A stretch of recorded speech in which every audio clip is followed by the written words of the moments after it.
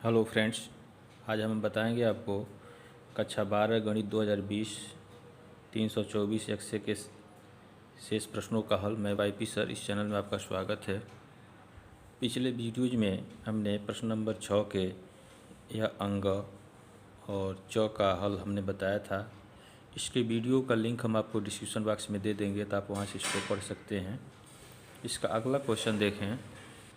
Question number 7 का क दिया है कि निम्नलिखित समीकरण निकाय 3x ऋण 2y धन 3z बराबर 8, 2x धन y ऋण z बराबर 1 और 4x ऋण 3y धन 2z बराबर 4 को आव्यूह विधि से हल कीजिए। तो देखें इसका हल। तो यह हम मान लेंगे, माना आव्यूह ए बराबर, अब एक्स वाई जेड का जो गुणांक है उसको हम पहले समीकरण का, ये पहला रो लिख लें आव्यूह का, तो 3 ऋण 2 3 और दूसरे समीकरण के एक्स वाई जेड का गुणांक दूसरे रो में लिखेंगे 2 1 ऋण 1, ठीक है। और तीसरे समीकरण का जो एक्स वाई जेड का गुणांक है उसको हम तीसरे रो में लिखेंगे 4 ऋण 3 और 2। यह हो गया आव्यूह ए। एक्स बराबर ले लेंगे, या एक्स वाई जेड को एक कॉलम के रूप में हम लेंगे, तो एक्स वाई जेड, ठीक है। और बी बराबर हम ले लेंगे, जो इसका मान है समीकरण का, यह हो जाएगा, तथा बी बराबर 8 है 1 4, यह आव्यूह बी के बराबर हो जाएगा। पुनः हम मान लेंगे, पुनः माना AX बराबर B, यहाँ से हम AX का मान निकाल लेंगे तो यह हो जाएगा A इनवर्स B। यह हो गया समीकरण नंबर 1। अब इसी में A इनवर्स निकाल करके और B से इसका गुणा कर दें तो एक्स का इधर है, तो तुलना करेंगे तो एक्स वाई जेड का मान प्राप्त हो जाएगा, ठीक है। अब इसके बाद से ये आव्यूह दिया है, चूँकि आव्यूह ए बराबर दिया है 2 3 ऋण 2 3, इसके बाद से 2 1 ऋण 1, ये धन है, यह ऋण 1 हो गया। और तीसरा रो है 4 ऋण 3 2,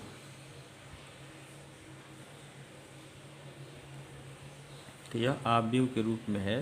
तो इसका हम सारणिक निकाल लें, मॉड ऑफ ए, तो यह हो जाएगा आपका सारणिक में हो जाएगा 3 ऋण 2 3 2 धन 1 ऋण 1 4 ऋण 3 और 2, ये सारणिक में हो जाएगा। अब इसका हम प्रसार कर दें तो यह हो जाएगा 3, फर्स्ट कॉलम फर्स्ट रो छोड़ेंगे 3 2 1 2, और ऋण ऋण प्लस हो जाएगा तो माइनस हो जाएगा 3 1 3, फिर माइनस, और यहाँ जो है माइनस है ही है तो माइनस माइनस प्लस हो जाएगा, और यह हो गया 2।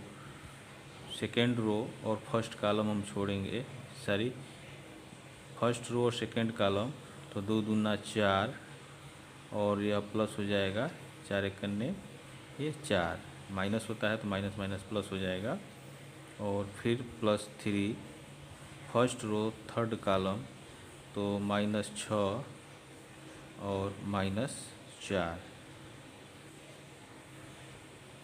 इसको हल कर लें, 3 में से 2 गया ऋण 1 हो जाएगा, और धन 2 गुणे 8 धन 3 गुणे ऋण 10, तो यह हो जाएगा ऋण 3 धन 8 दूना 16 ऋण 30, ठीक है। 30 3 33 हो गया ऋण 33 धन 16। तो 13 में से 6 निकल जाएगा तो 7 बचेगा और यहाँ 2 बच गया, 2 में से 1 गया 1, तो ऋण 17 जो है माड ए का मान निकल गया। ठीक है, अब हम निकालेंगे आव्यूह ए के सगुणनखंड। तो यहाँ लिखें आव्यूह ए के सहगुणनखंड।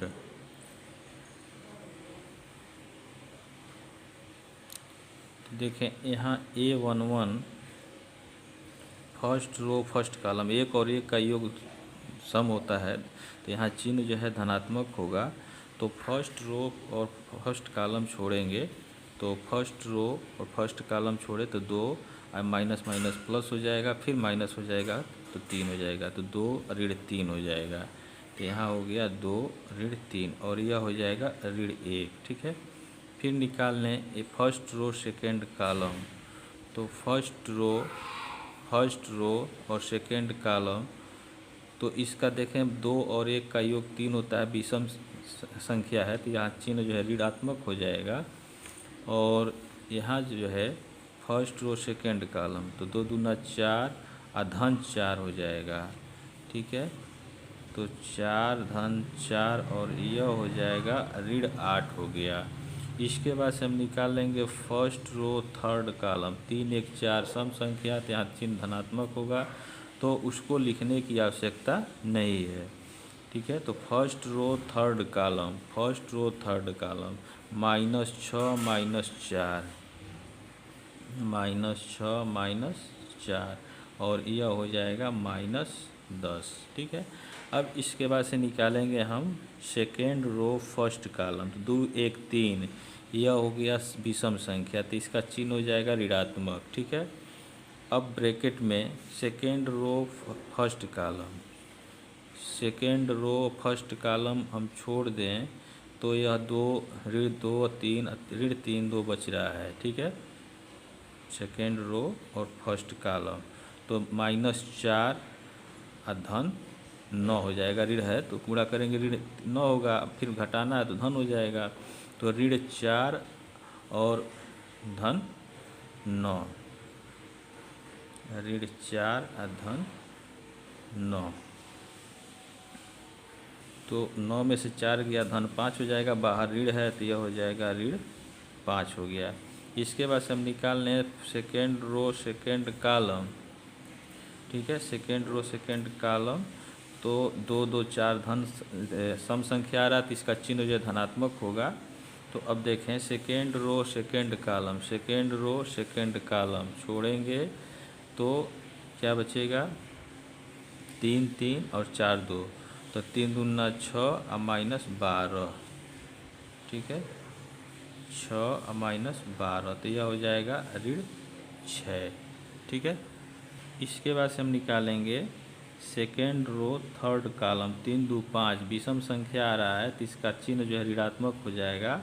तो सेकेंड रो थर्ड कॉलम हम छोड़ें, सेकेंड रो और सेकेंड रो यह है और थर्ड कॉलम यह छोड़ते हैं, तो 3 ऋण 2 और 4 ऋण 3 बचता है, तो 3 3 के 9 ऋण 9, आप -8 होगा तो घटाएंगे तो प्लस हो जाएगा, तो ऋण 9 धन 8 है, ऋण 9 धन 8 हो जाएगा, और 9 में से 8 गया 1, ऋण 1 और यहाँ माइनस है तो +1 हो जाएगा। ठीक है, तो इसका मान 1 हो गया।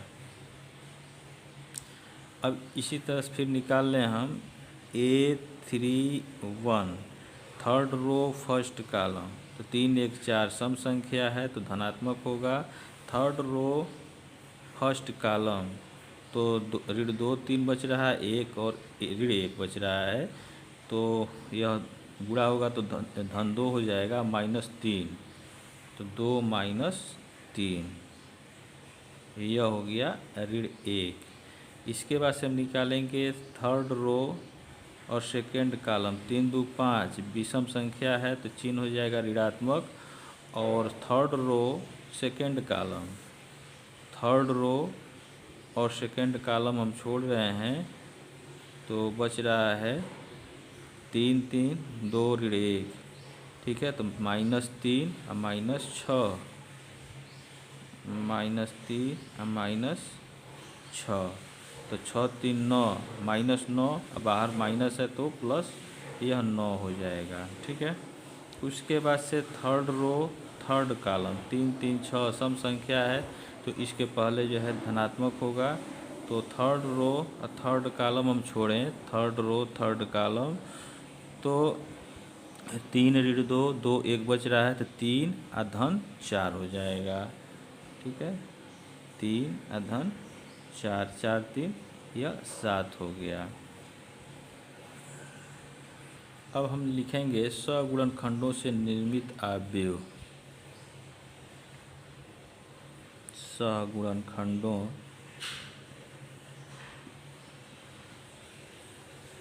से निर्मित अवयव, इसको हम बी कह दें। ठीक है। तो फर्स्ट रो फर्स्ट कॉलम यह क्या हो जाएगा, A11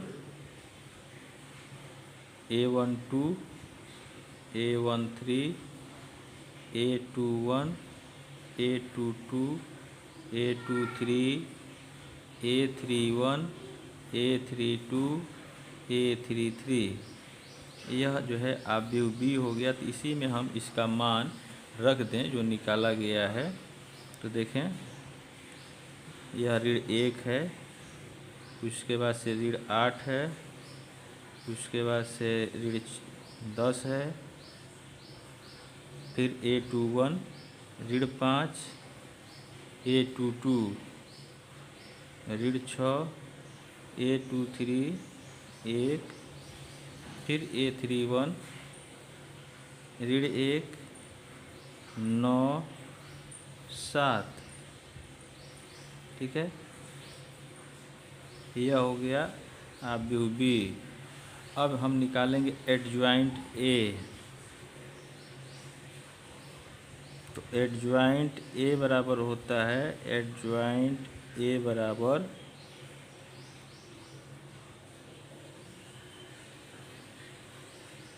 अवयव बी का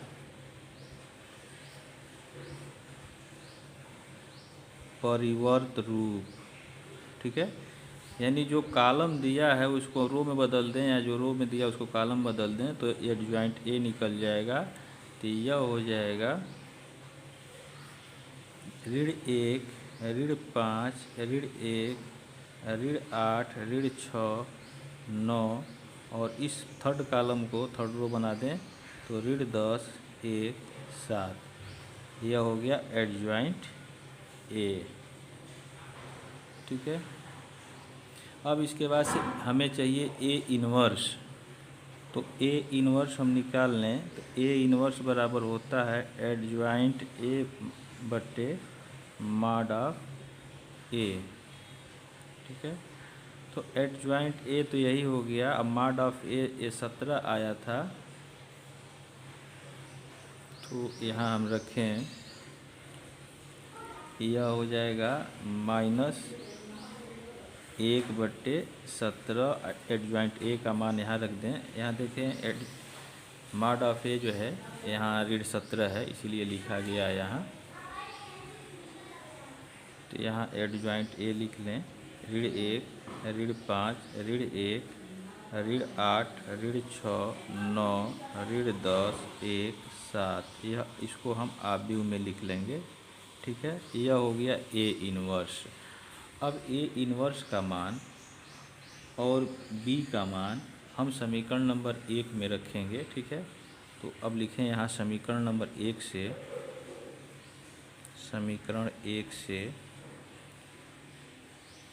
समीकरण 1 हमारा क्या था, यक्स बराबर ए इनवर्स बी है, इसी में हम मान रखेंगे। तो यहाँ हो जाएगा ए इनवर्स -1/17 ऋण 1 ऋण 5 1 ऋण 8 ऋण 6 9 ऋण 10 1 और 7। ठीक है। यह हो गया आपका ए इनवर्स। और बी का मान देखें, बी का मान 8 1 4 यह रखेंगे। 8 1 4। इसको आव्यूह में लिख लेंगे। अब इनका हम पहले इसका गुणा कर लें आपस में, ठीक है। तो -1/17, तो यह हो जाएगा फर्स्ट रो फर्स्ट कॉलम। तो हम इसको आव्यूह बना लें। -1 × 8 तो -8 हो जाएगा, और -5 × 1 -5 हो गया, और 1 × 4 तो यह हो गया 4। फिर यह क्या है, फर्स्ट सेकेंड रो और फर्स्ट कॉलम है, तो सेकेंड रो फर्स्ट कॉलम, तो 8 × 8 = 64 -64 हो जाएगा, और -6 और धन 36, ठीक है। फिर यह क्या है, यह है थर्ड रो, ठीक है, थर्ड रो और फर्स्ट कॉलम, तो -10 × 80 और धन 1 और 7 × 28। यह हो गया आव्यूह में, इसको हमने लिख लिया। सर यहाँ देखें, यहाँ माइनस है, ये माइनस था ना, माइनस यहाँ रहेगा, ये छूट गया है, तो इस तरह से यह -4 होगा यहाँ, ठीक है, ये -4 हो जाएगा। तो यह हो गया -1/17, और यह हो गया 8 × 5 = 13, 4 × 17 -17 हो गया। अब देखें इसको 36 में, धन 36 में ऋण 6 जोड़ते हैं तो धन 30 होता है, ऐसे ऋण 64 में 30 निकाल दें तो यह ऋण 34 हो जाएगा, यहाँ हो जाएगा -34। अब देखें यहाँ 28 × 1 = 29 हो गया, ठीक, 10 में से 9 निकल गया तो 1 हो जाएगा, और यहाँ 7 हो जाएगा, 7 में से 2 निकल गया तो यहाँ 5 हो जाएगा, तो -51 हो जाएगा, ठीक है। अब इसमें हम भाग कर देते हैं तो माइनस से माइनस सब कट जाएगा, और यह हो जाएगा 17 × 1 = 17, 17 × 2 = 34, और 17 × 3 = 51, 1 2 3 इधर हो जाएगा।